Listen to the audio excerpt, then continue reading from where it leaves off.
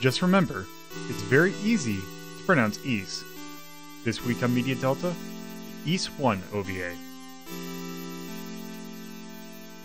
Hello, and welcome to another episode of Media Delta. We have a fun one to talk about this episode because we're kind of going back to something that we've talked about things that are like this before. Wizardry comes to mind, but we're taking a look at kind of something that's just kind of taken a straight attempt to take a video game and convert it into another format. This time we are talking about Ys, particularly Ys 1. Because we are talking about a OVA series that was based on Ys 1.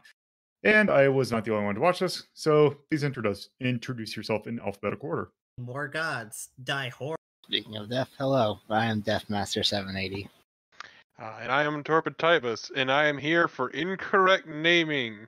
Yes, because sometimes translation is hard. Translation's very hard, but it's a problem when they can't even say the character's name the same way twice. Or 4 or 5 times. My good buddy Darius. Yes. Well, and Adel. Adele. Yeah. So yes. Ys, the OVA, originally came out in the late 1980s, November of 1989 to be specific. I believe at that time Ys 3 had just come out, maybe. But like things like Ys 4 were not even close to coming out because like the PC Engine CD just released that year. Or actually, I think like a year prior, but still, it was still pretty new. But Ys was still pretty popular because actually, I think the release of Ys 1 and 2 for the PC Engine CD would have just came out around this time. So I guess they made an OVA on it, kind of like, well, what Wizardry did. And this is a pretty straightforward adaptation of the events of Ys with some slight differences. Things happen in it's kind of the same order, but happen in different locations. But other than that, it's pretty solid or pretty faithful to the plot. So to kind of talk about this, I got a series of questions. So, Carnival, what were your general impressions, and is there any particular element you'd like to bring up? I really enjoyed this the second time I've OVA, and I really can't say things that I would have liked to add it because the stuff that I'd want to see would have come in later Ys games and not. Okay. Any particular scene or something you'd like to talk about?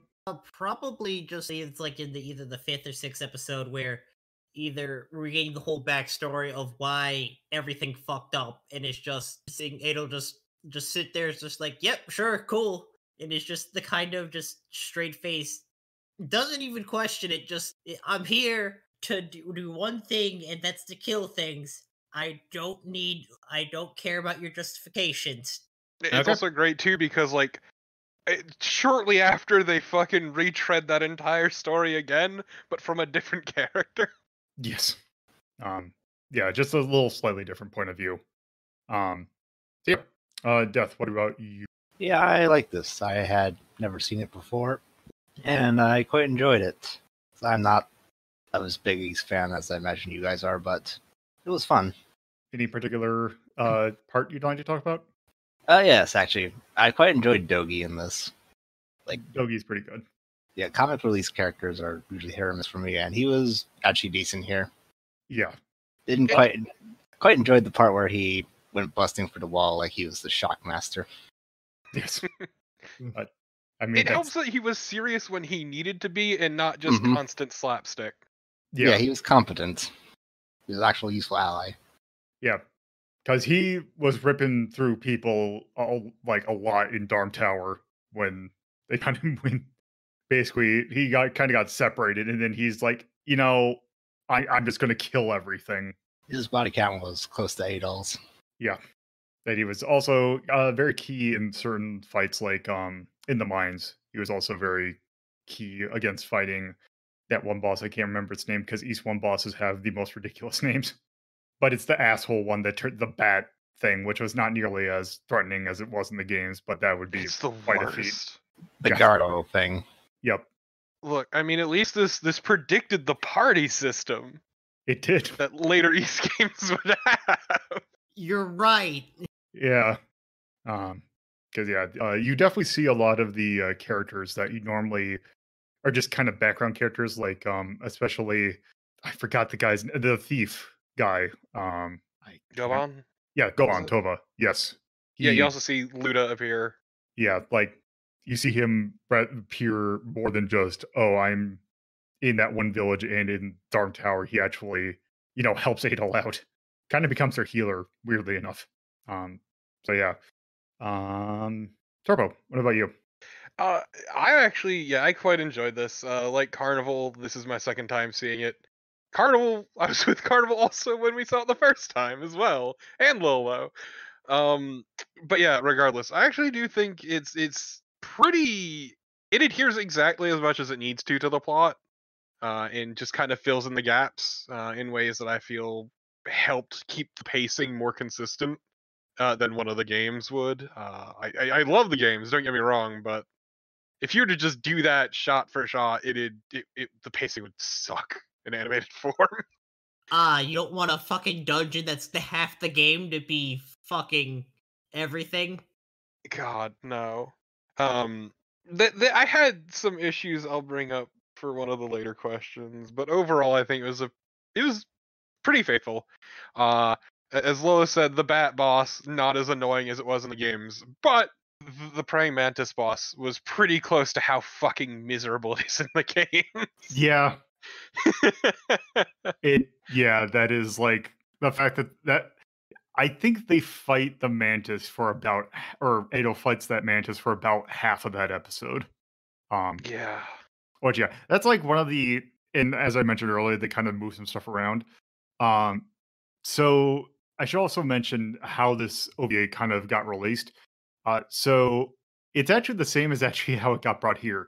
So it came out in, I believe, well, it would have been definitely two VHSs originally. You got book one and book two. With book one having four episodes, which are each about 25 minutes apiece, like your normal standard, like half-hour anime time, and the second book having three episodes. There is one episode for each book piece, as well as a prologue. Um, so it's a pretty short. You can get through the entire thing in about the same time as a movie. Um, and yeah, the Mantis fight, they rather than have it Darm Tower take up like half like basically the entirety of the book two, they have it all go to some temple that didn't really exist in the game. But yeah, other than that, it's pretty much the same order. Like it's you get to Mania Town, you go to the Palace of Solomon, you go to um fully get that out, find Feena, go to the mines, then you go to Darm Tower, and It, it's pretty much that. it hit all the beats that it needed to. Yeah, they also expanded Sarah's story a little bit because Sarah was kind of a pretty um pretty side character in East One. I mean, basically, she's the one who gives you your starting or your Yeah, first thing to do. But she she, existed to get the plot moving and then die. yeah, but she kind of does here in a way. But yeah, they kind of expand on her character a little bit more and how her relation to Jeva, the kind of the old lady that's in Zephic Village. Um, so yeah, that is kind of how they expanded. Yeah. Did you mention your specific thing? No, no, I was still going actually. Yeah, just wanted to make sure. Uh, the funny thing too is Sarah is kind of inconsistent in the games themselves anyway. In that it depends upon the adaptation whether she's actually dead or gets away or any number of it's she's kind of messy and it doesn't really matter anyway. Thing I would want to bring up. Actually, kind of amusing the final fight. Um, the big reveal that actually Dark Fact was stringing along Dallas the entire time and was not completely evil and wanted Adol to succeed. And for him to die was pretty good, even if Adol got fucking chumped that entire fight. Yeah, Like it was an interesting bit of characterization that he didn't really get in the original game. yeah. Because Dark Fact also doesn't appear like in the original game until like the very end, and in here he kind of makes an appearance like in a few of the other episodes, like even talking to Adol. Fucking Griffith looking motherfucker. Yes. Yeah. He is of a type. No. Does it? Does East predate Berserk? It can. Can it? Don't think I so. think Let's find out. Yeah. I'm actually kind of curious about that. Berserk was October 89. Well, so East technically would have come first, but not to that extent. Yeah, not the least, but yeah. So I just thought it was an interesting bit of characterization. Kind of neat what they did with Dark Fact, who otherwise was a throwaway endgame boss. And then begins the East Space program. Yes. You just start to see at the very end, kind of like in the original game. Or like if you were playing East 1 by itself, you would see it basically follows the same kind of ending, with a little bit of a tease for East 2, which spoilers, there is an East 2 OVA. Although actually kind of developed by the same studio, but by a different team. But we'll get to that when we do East 2. Um, but yes, yes, Also, I did. Go ahead. yeah, one other thing really quick is God, you can fucking feel the budget in the later episodes. Yeah. Yeah, The first few are pretty alright, but the later ones, it's a struggle. yeah. Uh, It don't like it doesn't help the fact that it seems like there was a major production shift during halfway through. Because Yeah. it's actually kind of funny because all the book one episodes are directed by one director, all the book two episodes are directed by another director. Even though it doesn't quite look like there's a difference, there is actually a pretty big difference, other than some other key things about it, which I'll probably mention for my thing. Yeah, Um, but yeah, so those are my feelings. so I also enjoyed this because I it was actually funny because I first saw a preview um for I because I remember seeing a anime on I think it was being advertised on Toonami. That was a red-haired swordsman kind of swinging a sword. I was like, oh, is there an East anime? So I was kind of looking around. Like this was at the time where the internet was kind of like early, so occasionally you'd go to like a store that would have.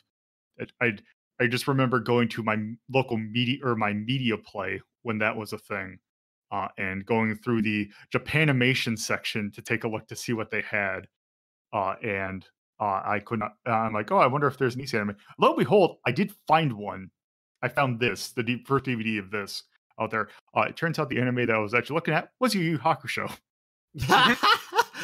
Um, but yeah, uh, so I kind of got this on a whim because when I saw it, I was like, oh, it's an East anime. I'll go ahead and pick this up, and I enjoyed it at the time. I remember actually borrowing it to a friend, and he did not particularly care for it, but he also had no tie to ease, and I don't think this was kind of his thing.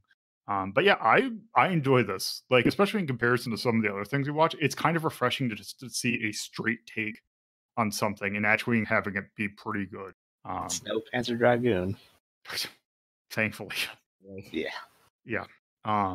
But yeah, the thing I wanted to call it actually one of the reasons that like kind of startled me with book two is that there's a different director change, but there is a major kind of maybe not tonal shift, but like direction and animation shift. Book two is notably gorier than the book one. Like it actually gets just like weirdly gory in certain spots. Like when you like when Adol just kills a mantis boss, basically splits it in half, and like organs just kind of actually start to spill out. And Don't forget when there's he that cuts one, a man's yeah, arm and you see him split the bone yeah, because Dogi actually like lengthwise. like it's when they're in the Darm Tower, they go and fight some monster that has a sword. And you just see Dogi like swing his sword, and you just see the sword travel through the arm lengthwise, and it's like Splitting the bone. yeah, splitting the bone and all the viscera inside. And it's really weird, and I that just always like, oh, that's weird. That actually kind of took me out of it for the original. I'm like, because I definitely was not a big fan of gore at that time that I originally watched it. So, um, yeah, it was actually a while until I actually finished watching it. But yeah, it's really weird. But then again, East has always had a really weird thing with gore because um depending upon whether or not like certain versions of East has like Adol, like whenever you kill someone, just having it split into multiple parts. Yeah, I Like, was gonna say, especially later games just tend to get like everything explodes into chunks. There are even like gore option reserves. yeah, like Ulfenfell Gone, not yeah, Ulfenfell Gone when it originally released, I believe. Like the original PC release didn't have gore, but a different one added it or something like that. It was really weird. That sounds like something the Xseed version would do, but that was also like, God damn, I have mad respect for the woman who did all the work on those East PC games because they were a nightmare to break down, unfuck, and put back together. I I terrified of the forgot her name, but regardless, yeah. So, with that, Turpa, how do you feel about the setting/characters? Um, Honestly, they were fine. They were perfectly fine. Um, the setting is the East setting, which is pretty standard fantasy, high fantasies. But overall, the characters I felt actually were done pretty well compared to the original material, at least, because for the most part, the original material they didn't really get a whole lot of time in the limelight, except for say Doki. Entire appearance became a gigantic in joke. But I did like their interpretation of say Luda, who does a whole lot more other than just be a plot device, and is actually genuinely helpful and does a lot in Yeah, uh like the because in each one he gives you like a blue crystal at some point that I believe is the thing that lets you pass through the mirror maze to actually get to where you want. yeah. In the anime, or like the OVA, it just becomes this shield item that lets him actually like block like damage. Yep. Also, don't forget Luda's casual stroll through the screaming hallway to break it.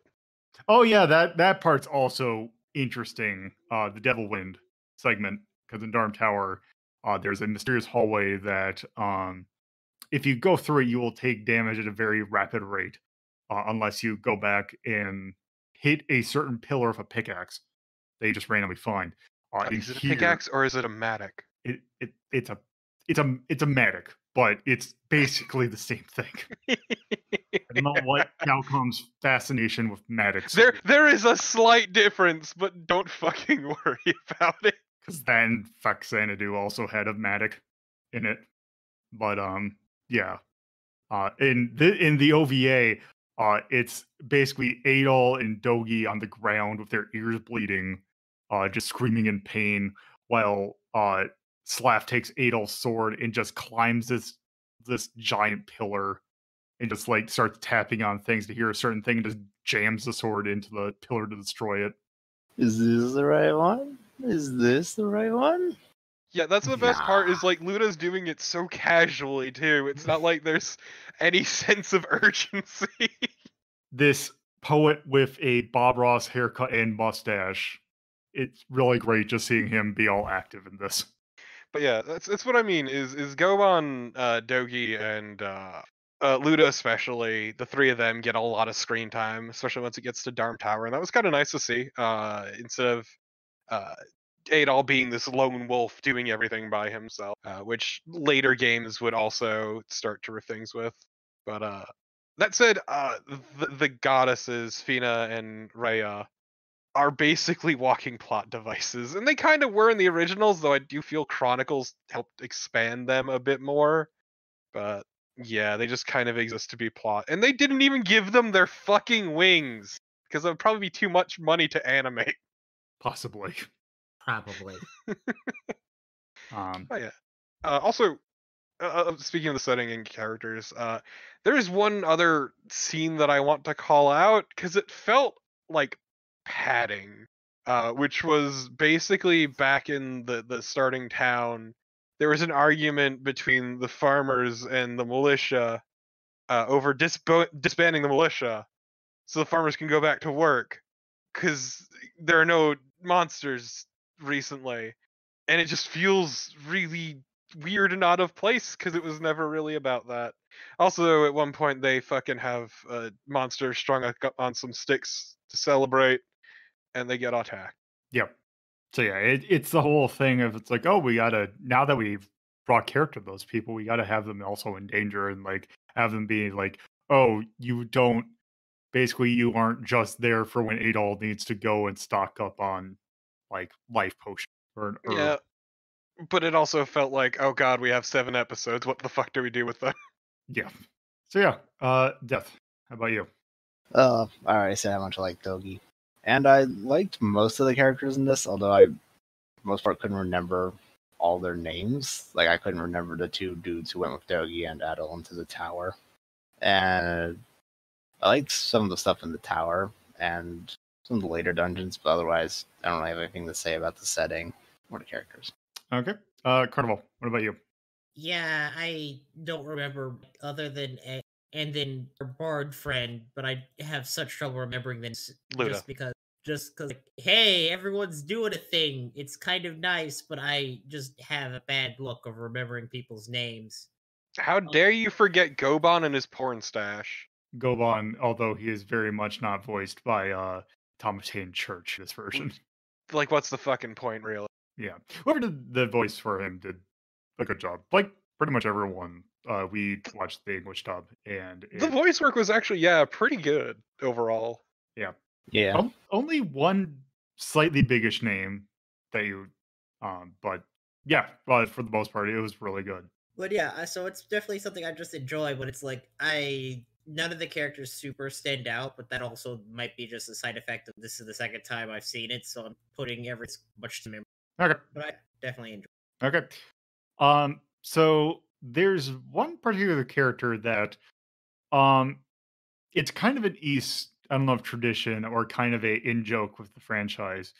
Uh, but there is a particular character that normally does not get to talk, and that is the main character, Adol, who like there is a thing like there is an option in like I think starting with E7. Hello, future Lolo here. So the thing we used to record had a slight issue when we were recording this. So that is why you're going to have a slight unnatural cut right here. We didn't lose anything, but yeah, it caused a weird stoppage. So that's why it's going to return and sound kind of sudden. But we didn't lose anything, so just continue on. So back to the episode. Okay, I'll just have to edit that in. Anyway, yeah. Adol Kristen. There is actually a thing in later East games that lets you turn off his grunts that he makes because it is such a thing in East games that Adol does not talk. It's like how Link in the Zelda games does not talk. But Or in Doom Guy. here, it's kind of hard to not have them talk. With the exception of East 3, which is the only one I think that had him majorly. So, Carnival, how did you feel about Adol's characterization? It's like it's not impossible to have a silent protagonist be in an animated work that has other people, but it's hard and it's just not worth it for an OVA like this. But it works well enough as this person who just goes this murder tourist who just goes and finds local legends to just go and see, hey, what happens here, and bumbles her way, even if it's not as explicitly like clueless, for lack of a better, gung ho would probably be a better word that I present Adol's characterization as. Yeah. Okay. So, Death, how about you? Yeah, I thought he was fine. His characterization was just Johnny generic hero man. Nothing particularly standoutish, but nothing offensive about it, so it was fine. Okay. Torbo. So I will say a couple things. First off, yeah, I always it always struck me as a much more active gung ho sort of type. He got the bloodlust and the wanderlust, but like the bloodlust thing's mostly a joke. But he always has struck me as like this super into exploring type deal. And he did have a bit more passive in this, or at least he didn't seem to have that sort of enthusiasm, I guess. Yeah, like in Although the he did at the start. yeah, He did at the First start, place, but then no it one was quickly telling- Yeah. tapered off when plot. yeah, But other than that, we listened to the dub of it, which was pretty good. And the dude who voiced him did pretty well, especially as it went on. He felt like he got more into the role. And By that I mean his screams got a lot better as it went on, Yeah, and he screamed real good by the end. yeah. They let him know, hey, this is a voice booth. You are not going to disturb the other people in this building. Just go ahead and scream. Which is one thing that I have watched this in the Japanese original with subs. Uh, the guy who voices Adol in that could definitely like Goku in Dragon Ball, like Japanese Goku level screams, and it's really good. Um, but yeah, I believe Dave Wittenberg is the person who voiced Adol this particular He got quite a rendition. bit of work around that time. Yeah, because it's definitely something I remember hearing his voice in. Like I remember watching, I think it was Speed Racer X. I believe Granted, I think it was Bang Zoom that did it was the voice MediaWorks. casting. Yeah, okay. MediaWorks is the company that did like the Either actual way, yeah. English release. Actually, one thing I do want to point out about this, if you do manage to, because you can find this on YouTube and you can Very watch it on easily. YouTube, both English and Japanese.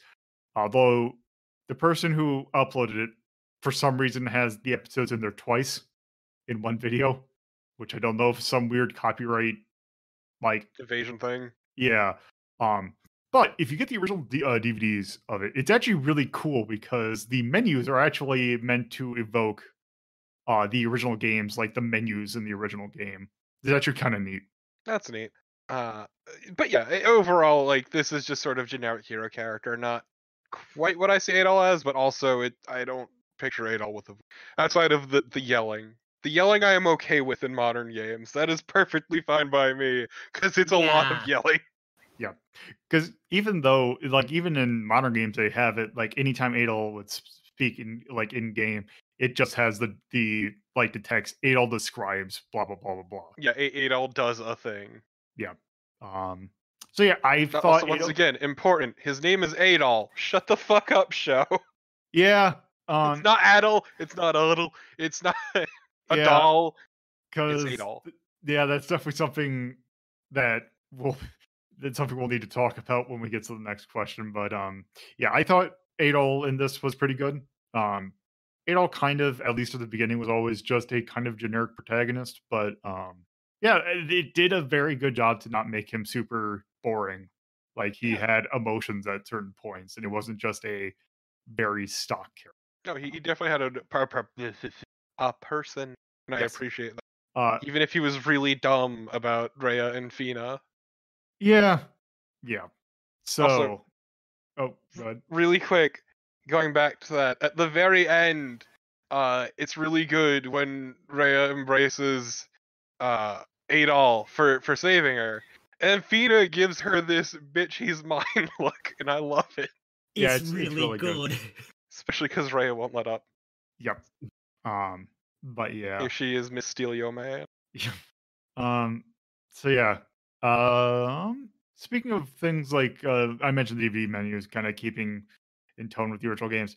Torbo, how do you feel about this OVA in general kind of respecting the original game, I guess in this case?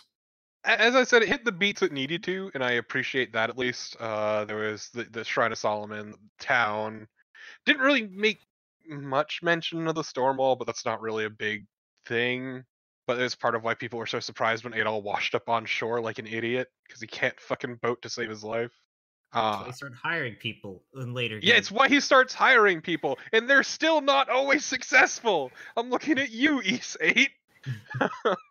But no, I felt it respected the material pretty well. I got a lot of it pretty right, and it did change up just enough to keep the pacing a bit more consistent, which is also nice.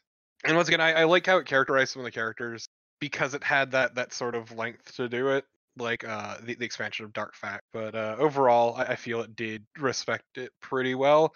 That said, I will say the naming problem, I don't blame on them. This is before the names really got codified on the international stage, so to speak.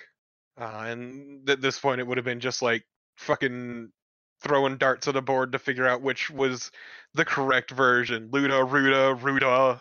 Like, so I Yeah, can understand completely. it seems like anything that had an L or like anything that had an R in the Japanese release that had been translated to something that like would be like because if you're not familiar with the Japanese language, there is no L in it. But when you're like, this is trying to have names that have L's in them. Like if you think about like a name like say Luda, for example. It almost seems like the anime's dubbing goes the exact opposite direction of any of the direction that the games did. Like the Loda tree and was it Rhea in this or was it Yeah, Leia? no, it was Leia. It was Leia in this, but the canon at this point is Rhea. Yeah, which isn't the worst transliteration of that name. I'm looking at you, Layer, in the Turbo CD version. But yeah, that was kind of just off-putting, but I can understand why that could happen. To be fair, I can also see how layer could happen because translator. Yeah. But Translating is hard work. Also, Layer is especially not with a name. completely different character systems. Yeah, no, 100%. I'm just saying I can Yep. see how that fuck up could be made. But yeah, so like it would be one thing if they just fucked up the name once but kept that consistent. But like a lot of times in the same sentence they would change up pronunciation. And that kind of fucked me up a bit. But Yeah, like there's the villain Dallas, who they have said Duris, Daris in like the same episode. yep. It's I think they called him correctly the first time they mentioned his name and then never again. Yeah. But yeah, so that's how I feel about it. All right. Death. Yeah, I thought it did a good job respecting the title, expanding on it a bit. Like, just going back to Panzer Dragoon, one of the big problems with that one was it did a terrible job conveying what kind of video game that was. Whereas I think this one does a far better job of getting over this as like an action game, RPG-ish. Yeah. Ideally. Yeah, I can definitely see that. Carnival. Yeah, this conveys it. I've played a little of it too, but I kind of got bored of it. Or no, not got bored. One of the bosses fucking showed up, and I just was like, nope, I don't have time for this. And I'll go play one of the other games that are much more accessible. Yeah, I can definitely see that. I definitely enjoy have this instead of just get the highlights and then Yeah. Yeah, I was really fat. It's not to the level of Wizardry did it, where it basically just spelt out like various weird quirks of the original game. But it did like keep some of it like kind of intact. Like I pretty sure this isn't what it's meant to be. But I believe in the second episode there is a scene of Adol running to Zeptic Village. And he runs into monsters. The camera takes a overhead look of the thing that kind of is somewhat evocative of the original game. Also, Adol attacks all the enemies slightly off center, as if he would in the game, with its bump combat, which I It's thought was pretty kind of good. funny. But I have a feeling that was unintentional. But if it was, that was a very good touch. The one thing I did want to call out, because it is one thing that is very notable about Ace. It is, in fact, probably one of the more notable things about the game. That's its music. The Oh OVA god, yeah.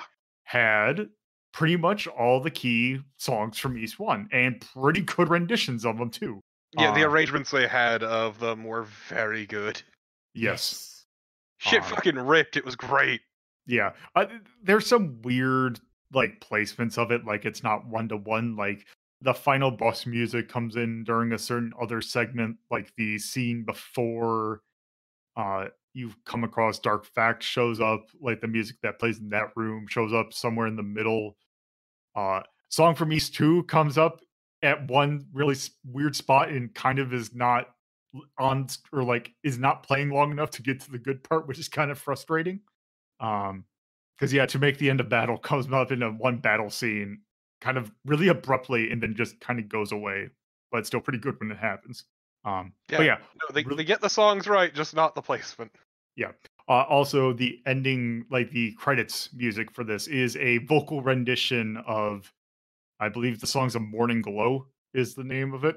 In the first like the first two episodes, it's kind of just an orchestral thing. But starting with like episode 3, it becomes this like anime ending song, which is really good. No, it's like a Mhm. full power ballad. They just go in all in on it, just 80s style. It's great. Yeah, there is a few different renditions of the first steps towards wars, which are all really good.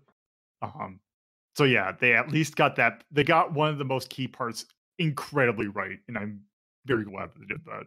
Um, so who would be starting this next question? Would that Uh, be? I think that Carnival, I would be. think. Yeah, Yeah, I think Carnival. yeah. So I know that this is kind of a loaded question because we know exactly what happened as of this. Um, but 3 of the watching, 4 people. yes.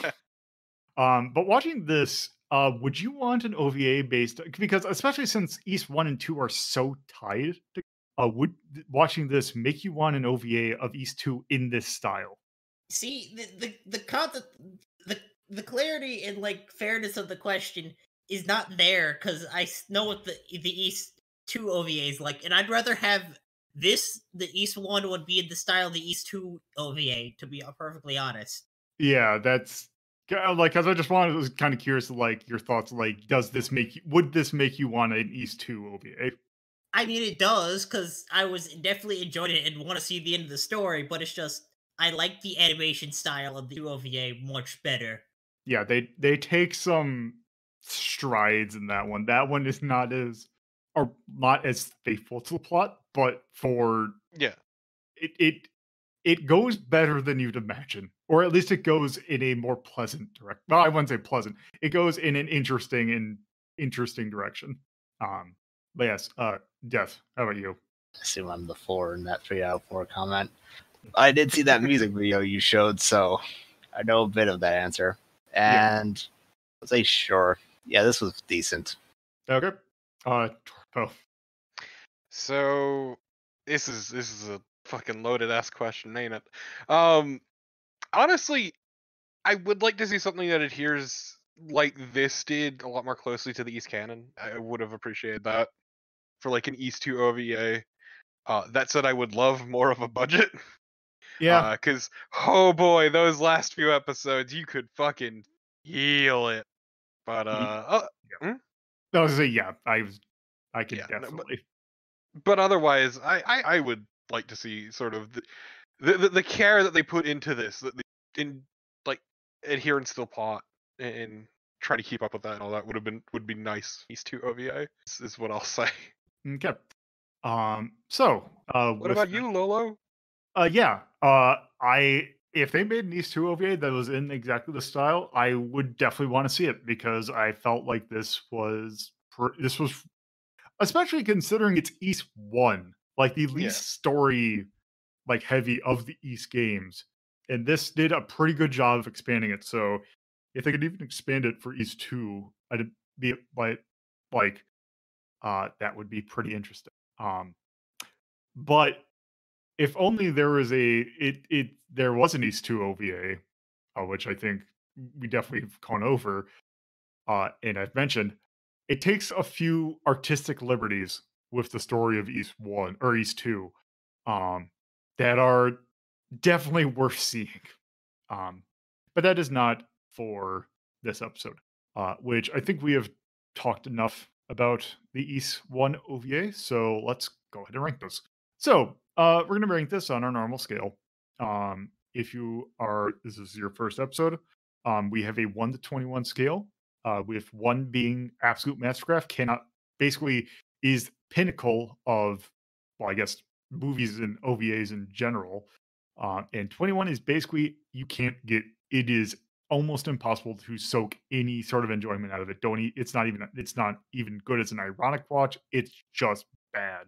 So, um Carnival, what number would you I and if you I would want it say like between a 3 to 5 range, honestly. I get 3 to 5. It, Death. okay. Go ahead. It's very good. I can't make it universal appeal just because it's like it's very much a story that if you like fantasy stuff, this very well executes on things, but it's not like something that's super of a thing that's going to be like this much. But it's very well done. I think it's something that Okay. Death. Yeah, my range was about the same, although I would have said 3 or 4. So yeah, Okay. this was pretty good. Not perfect, but Turbo. Wow, it feels weird. I was gonna say like 5 or 6. Well, Yeah, I go ahead. don't. Yeah. It's basically as far as like fantasy stuff, it's fairly generic. It's an action fantasy anime of the time, if I'm gonna be honest. But it does it pretty well. It's not what I would consider exceptional, even if it does handle the content and adhering to the original stuff pretty well. I Yeah, think it's good, but not amazing. yeah. Um, yeah, I could definitely get behind. I could definitely see these ratings. So I have our list up, and I do want to call out the fact that because right now we have it separated between game stuff that was based on games, stuff that was based on like other stuff that had games based on it. Looking at the stuff that was based off games, right now we have actually our top contenders, which are both ranked 6, which are Mortal Kombat and Mappy. Mappy's kind of its own thing, so I'm gonna ignore that for now. Mortal Kombat, though, I do kind of I feel is I'm trying to think against this versus Mortal Kombat, and Mortal Kombat also was kind of a similar kind of thing where it was well, that one wasn't nearly as faithful, and actually, now that I think about the fight scenes weren't as good. Um, Yeah, this is better than Mortal Kombat. yeah, I could definitely see it. Um, so I could definitely see it. I think 5, um, 5 could probably be our floor. But if I compare this over to the meat, like the stuff that we have in the other section, we have 2 threes, which is Dirty Pure Project Eden and the Bugs Bunny Roadrunner movie, which I would definitely say this is not on the same tier. Yeah. Oh, yeah, I get So that. somewhere between 4 or 5. Oh, 4. Yeah, 4 works for me. Um, yeah, because really, it's weird because we don't really have anything right on the list now to compare them to. Um, but yeah, we don't have a 4 or a 5, so might as well start high. So yeah, we can put this as 4. So okay, so is there anything we want to call out in music? Music sound effects. I wonder if actually I should put voice acting in there too. But we got music, charm, cinematography, story, action, and artistry. I mean, Music, we good. gotta call it music. Yeah, music is absolutely without a Falcom, doubt. Falcom would come after us all if we did them such a disgrace like that. Anything else? Mm, Because I the action was good, but I don't think it was. Yeah. it wasn't great because it had no budget. Yeah, And Especially, no, go ahead. I'll say, especially later episodes where some of the fights were all of a few frames. yeah. Um, Weirdly enough, this was not something for the action. Like, if you're looking for, it's something that has some action, but it is not something you watch to get like really interesting fight scenes. Um, Charm also, I would not give this to it because I like use. It is not exactly the most original thing. Yeah. But later games, I could see like I could see some charms going up for them. But yes, cinematography was As all yeah, as right. far as the animation goes, it was never bad to look at, but it's never super great to look at either. Yeah. Also, story is fairly basic, but not bad. Um, and also the animation was good, but it wasn't great. So I think thumbs up for the music would probably be good. Also, I can't really think of anything for yay or nay because it's just a right amount of length. I wouldn't call it boring. Its pacing was good. I can't really think of anything particularly notable to call out. So there is that. And also, like, I wouldn't give it like the Made of Abundant Love because I mean they do get things right, but it's just getting them right. It's not like they like snuck in winks and nods to like the like East 2 or 3. Those out yet by the time this? Yeah, East 3 would All have right. been out. All right. It would have just came out because I think that was To be 88. fair, that East 3 fucking sucked. Yeah, especially since you're probably playing on the computer versions of that, which definitely sucked. But also the computer versions of East kind of sucked. But anyway, that's beside the point. Yeah, I think just calling out the music, I think is pretty good. So yeah, there we have East the OVA. Originally, because I thought there were more episodes of this, this was going to be a two-part to cover East 1. But since that was not the case, not next week, but the week after, we will be discussing East. So we will see that, or not next week, but before we head out, Carnival, is there anything you want to plug? Podcast, Daft Dice Pod, which everybody on the episode is all Dice Pod, Daft Dice, whatever. All right, Def. Yes, you can follow me on my Mixer, mixer.com/deathmaster780. I stream on Tuesdays and Thursdays at 10 p.m. EST. All right, Torpo. Oh boy. Twitch.tv/torpidtypist, or at torpidtypist on Twitter. And what I would love to plug, the whole left in these fucking ruins. These priceless ancient art place destroyed by a fucking centipede. Yeah. That worked. So, with that, thank you all for listening to this particular episode. Next week, we also have another interesting one, but a much more visually distinct thing. Because Whoa, next week... You remind me of the babe. What babe? The babe with the power. What power? The power of voodoo. Voodoo? So see, The point is... how much of this do you know? We're doing goddamn Labyrinth. God, that's such a weird movie. But we'll talk about more of that next week. So yes, thank you all for listening. This has been another episode of Media Delta. If you would like to view the entire list of rankings for yourself, you can go to r3.ldp.life to see the Residence and Essence list that Media Delta covers, as well as the other lists that are covered by our sister show, Retro Rank Rhapsody. If you would like to watch Retro Rank Rhapsody, you can watch it live on Fridays at 7:30 p.m. Eastern Standard Time, Saturdays at 2:30 p.m. Eastern Standard Time, and Sundays at 1 p.m. Eastern Standard Time, live on Twitch at twitch.tv/loadedpuzzlo. Or you can view any of the episodes anytime at youtube.ldp.life.